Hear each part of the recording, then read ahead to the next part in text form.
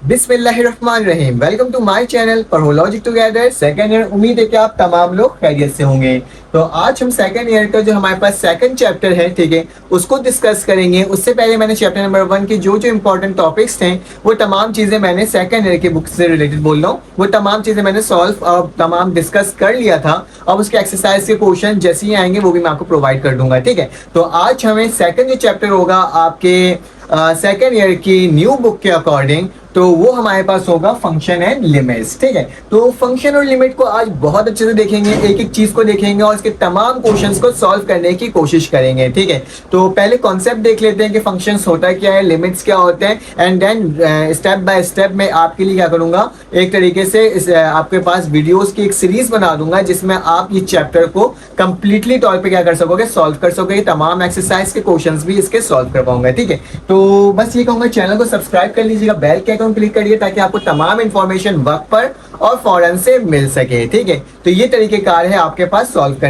तो function and limit को पढ़ना स्टार्ट करते हैं उससे पहले ये कहना चाहता हूं कि मेरे चैनल को जल्दी से सब्सक्राइब कर लीजिएगा, क्योंकि सेकंड ईयर के तमाम लेक्चर्स इस वाले चैनल में प्रोवाइड करूंगा। इससे पहले मैं फर्स्ट ईयर के जो लेक्चर्स थे वो आपको पढ़ो लर्न टुगेदर में प्रोवाइड करा था, ठीक है। और इस चैनल के अंदर आपको सेकंड ईयर के करूंगा, जल्दी से सब्सक्राइब कर लीजिएगा। अगर आपको मेरे व्हाट्सएप के ग्रुप में ऐड होना है तो आपके पास नंबर शो हो रहा होगा, आप उसकी मदद से क्या कर सकते हो, मैसेज करके कह सकते हो कि सेकंड ईयर के ग्रुप में ऐड कर दें सर, तो मैं आपको ऐड कर दूंगा। चले आज वक्त जाए किए बगैर फंक्शंस एंड लिमिट्स को पढ़ना स्टार्ट करते हैं और इसकी तमाम डिटेल्स आज पढ़ेंगे। तो फंक्शंस क्या होते हैं और लिमिट क्या होते हैं, क्योंकि दो टर्म्स लिखी हुई, इसके अंदर क्या लिखा हुआ है, एक मेरे पास फंक्शन लिखा हुआ है, दूसरा क्या लिखा हुआ है मेरे पास, लिमिट्स, ठीक है। फंक्शन और लिमिट दो चीजों में डिवाइड हुआ हुआ है। तो पहले हम लोग फंक्शंस को पढ़ेंगे, फिर देन लिमिट को पढ़ेंगे। फंक्शंस के बारे में मैंने आपको क्लास फर्स्ट ईयर में पढ़ाया था, लेकिन वो स्टूडेंट जो आज फर्स्ट टाइम मेरी वीडियो देख रहे होंगे तो उनके लिए क्या होगा, फंक्शंस को भी मैं डिफाइन कर दूंगा ताकि क्या हो सके, आपके अच्छे मार्क्स पेपर में आ सके, ठीक है। तो मेरे पास क्या लिखा हुआ है, फंक्शन। फंक्शन क्या होता है, अ फंक्शन हैज 3 पार्ट्स।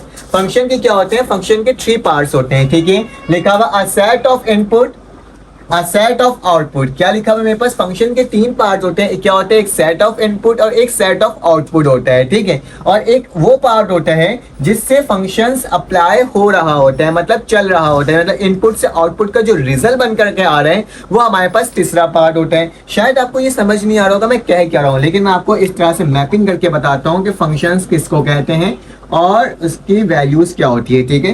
तो मैंने एक तरीके से आपके पास दो टर्म्स बना दिया, एक सेट बना दिया जिसका नाम बोल दिया ए और एक सेट बना दिया जिसका नाम बोल दिया मैंने बी, ठीक है। और इसके अंदर कुछ नंबर्स और टर्म्स दे दी, जैसे 1 2 3 4 5। एक सेट है जो कि ए है जिसकी वैल्यू क्या है, 1 2 3 4 5 है, और एक सेट मेरे पास बी है जिसकी वैल्यू मेरे पास 8 10 12 16 और मेरे पास 18 है, ठीक है। एक टर्म मेरे पास ये गिवन है, ठीक है। अपने हिसाब से मैंने रैंडमली नंबर लिख दिया है। याद रखना हमारे पास जो फर्स्ट सेट होता है ना, उसके अंदर से जितने भी, इसको हम एज अ इनपुट कह सकते हैं, ठीक है, जितने भी टर्म्स होती है ना उससे कुछ ना कुछ आउटपुट निकल कर आना लाजमी है। एक फंक्शन ऑफ अ सेट होने के लिए, एक फंक्शन होने के लिए हर इनपुट का एक आउटपुट होना लाजमी होना चाहिए। तो वही लिखा हुआ है, a set of output such a way that each input is assign exactly 1 output. याद रखिएगा कि हर एक इनपुट से क्या निकलना चाहिए, एक आउटपुट आना चाहिए। जैसे मैंने अगर 1 लिखा, उसको मैं बोला कि 1 की वैल्यू से 10 आ रहा है, 2 की वैल्यू से 12 आ रहा है, 13 की वैल्यू से 16 आ रहा है और 4 की वैल्यू से 18 आ रहा है, जबकि 5 की वैल्यू से मेरे पास क्या आ रहा है, 8 आ रहा है, ठीक है। इस तरह की कोई कंडीशन हो तो याद रखना यहाँ वाली जितनी भी टर्म है उससे एक ना एक आउटपुट आना लाजमी होता है, तभी हम उसको क्या कहते हैं, फंक्शन कहते हैं, ठीक है। याद रखना जो पहला वाला टर्म होता है उसको हम कहते हैं डोमेन। क्या कहते हैं, डोमेन कहते हैं।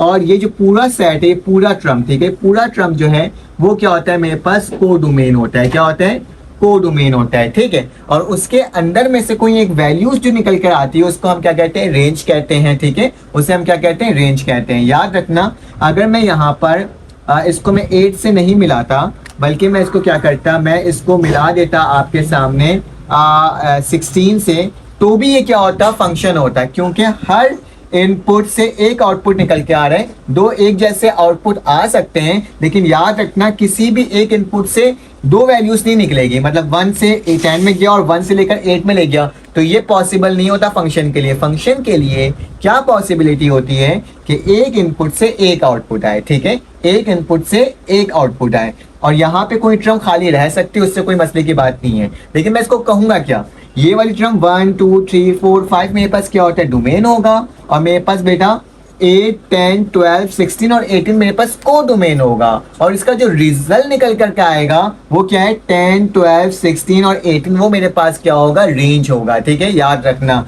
डोमेन की मेरे पास कौन सी वैल्यू होगी, बहुत सारे बच्चों को नहीं पता नहीं चलता कि है क्या।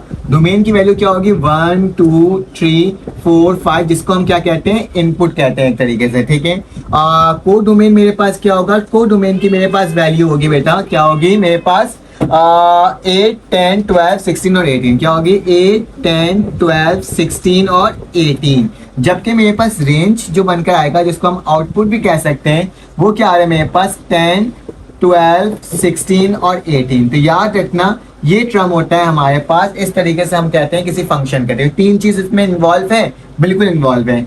पहला सेट डोमेन का, दूसरा सेट को डोमेन का, और उसका जो रिजल्ट बनकर आ रहा है रेंज, वो मेरे पास क्या होगा, तीसरा सेट। तो यही लिखा हुआ है, a function has 3 parts, a set of input, a set of output, and a rule that relates the element of a set of input to the element of a set of output in such a way that इस assign exactly one output. मतलब कि आपके पास एक set of input का होगा जिससे आपका exactly एक आउटपुट आ रहा होगा, लेकिन वो जो रूल अप्लाई करते हुए आउटपुट आ रहा है वो हमारे पास क्या होगा, ये तमाम टर्म्स होगी। तो ये मैंने आपको फंक्शंस के बारे में बताया है, ये फंक्शन ऑफ लिमिट। ठीक है, फंक्शन ऑफ अ लिमिट, मैंने आपको फंक्शंस तक के तमाम चीजें बता दिया। ठीक है, जो जो चीजें जरूरी थी, जो चीजों के बारे में आपको पता होना चाहिए था, वो तमाम चीजें मैंने बता दिया। अब हम आते हैं फंक्शन ऑफ अ लिमिट के बारे में। तो फंक्शन ऑफ अ लिमिट पढ़ने से पहले मुझे लिमिट के बारे में बताना पड़ेगा कि लिमिट क्या चीज होती है। ठीक है, ठीक है, बहुत आसान से, परेशान मत होना। लिमिट किसे कहते हैं, एक हर्ट कोड, मतलब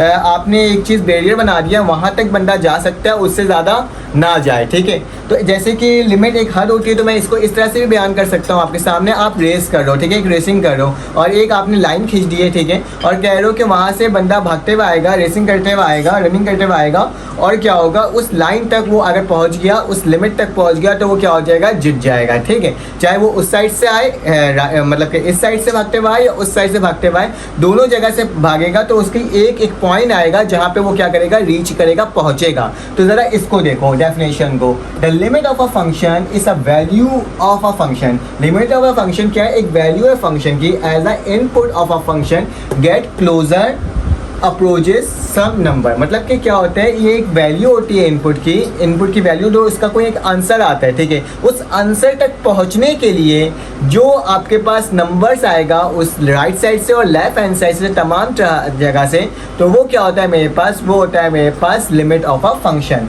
लाइक इस तरीके से, अगर मेरे पास एक वैल्यू लिखी हुई है फंक्शन ऑफ एफ एक्स, ठीक है, और उसकी वैल्यू मेरे पास गिवन है कि 2x + 3। ठीक है, तो आपने पुट किया, क्या पुट किया, f की वैल्यू अगर 1 पुट करके देखा तो 2 1 हो जाएगा और +3 आ जाएगा। ठीक है, तो फंक्शन की वैल्यू क्या आएगी मेरे पास इसकी वैल्यू आएगी 2 + 3 किसके बराबर होता है मेरे पास, 5 के बराबर होता है। किसके बराबर होता है मेरे पास, 5 के बराबर होता है।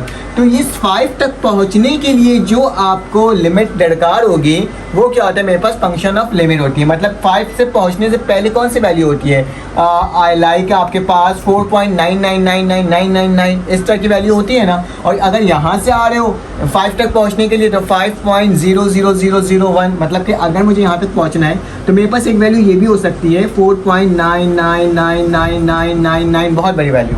और अगर वहाँ से मैं आ रहा हूँ, राइट साइड से मैं अगर इस साइड आ रहा हूँ, तो मेरे पास क्या होगा 5.00000, एक 1 भी हो सकता है। ठीक है, तो याद रखना उस वैल्यू तक, वो मेन वैल्यू तक पहुंचने के लिए क्या करते हैं हम लोग, लिमिट लगा रहे होते हैं। और बाज़ दफ़ा होते हैं जिसकी वैल्यू हमें मालूम ही नहीं होती। ठीक है, वो कौन सी वैल्यू होती है, असल में वो उसके लिए यूज़ करते हैं फंक्शन ऑफ अ लिमिट को। मैं बताता हूँ आपको वो कौन सी वैल्यू होती है। जैसे कि मेरे पास डिनोमिनेटर में क्या है, 0। जब डिनोमिनेटर में 0 आ जाता है तो उसकी फंक्शन की वैल्यू हम क्या बोलते हैं, इन्फिनिटी कहते हैं। मतलब उसकी वैल्यू इन्फिनाइट है, हमें नहीं मालूम, लेकिन उस वैल्यू तक हम पहुँच सकते हैं। उससे पहली की वैल्यू और उसकी बाद की वैल्यू अगर लिया जा सके। जैसे कि मेरे पास एक टर्म है जिसकी वैल्यू आ गई मेरे पास 1/0 आ गई, ठीक है, 1/0 आ गई। अब मैं इसको कैलकुलेटर में सॉल्व करूंगा तो इसका आएगा नॉट पॉसिबल आएगा, ठीक है। कोई भी टर्म डिनोमिनेटर में 0 आ जाता है तो पॉसिबल नहीं होता, उसको कहा जाता है उसकी इन्फिनिटी कोई ना कोई एक वैल्यू होगी जिसका हमें मालूम नहीं है।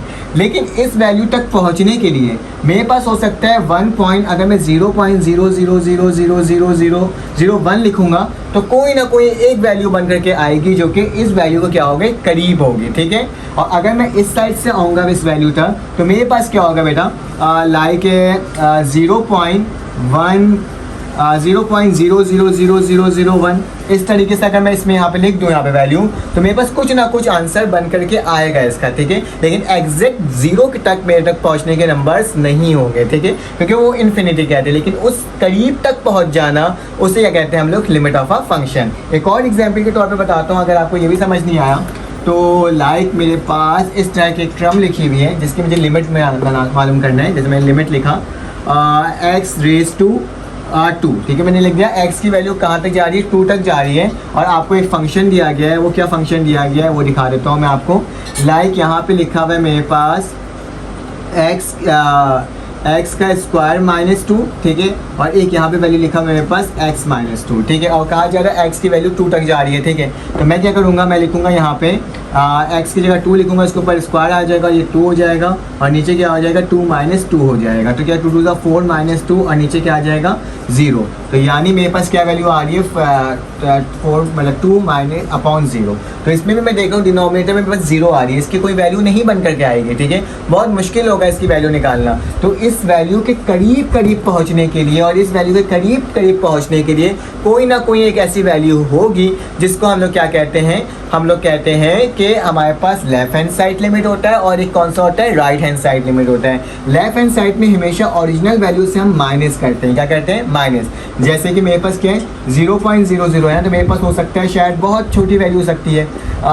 जैसे हम क्या कर सकते हैं, इससे पीछे क्या है, इसमें हमारे पास माइनस वाली वैल्यू आ जाएगी, वहाँ पे क्या आ जाएगी, प्लस वाली वैल्यू आएगी। जाहिर सी बात है 0 से नीचे वाली वैल्यू क्या होगी, माइनस का 0.00000001 इस तरीके से हो सकती है ना। ओरिजिनल वैल्यू से उतनी वैल्यू को माइनस कर दें और अगर वहाँ से आऊँगा राइट हैंड साइड से तो क्या होगा 0.00001 इस तरह से कर सकते हैं, प्लस कर दें। याद रखना लेफ्ट हैंड साइड लिमिट में हमारे पास क्या होता है, माइनस, और राइट हैंड साइड में हमारे पास क्या होता है, हमेशा वैल्यू प्लस होती है, ठीक है। मैं एक एग्जाम्पल के तौर पे और बताने की कोशिश करता हूँ कि लिमिट की वैल्यू कैसे निकल सकती है। बस याद रखते हैं लेफ्ट हैंड साइड में मेरे पास माइनस होता है। जब इसके पूरे एग्जाम्पल के तौर पे क्वेश्चन को सॉल्व करेंगे ना तो आपको ना ज़्यादा अच्छे से समझ में आएगा कि आखिर क्या हो रहा है। अभी तो मैं सिर्फ डेफिनेशन बता रहा हूँ कि लेफ्ट हैंड साइड और राइट हैंड साइड में क्या होता है। मैं यहाँ पे लिख सकता हूँ लेफ्ट हैंड साइड जो लिमिट होती है मेरे बच्चों वो क्या होता है, मेरे पास माइनस होता है हमेशा ओरिजिनल वैल्यू से, और मेरे पास राइट हैंड साइड जो लिमिट होती है, ठीक है, राइट हैंड साइड जो लिमिट होती है उसमें हमेशा ओरिजिनल वैल्यू से क्या होता है, पॉजिटिव करके उस मखसूस वैल्यू तक पहुंचने की लिमिट आती है, ठीक है।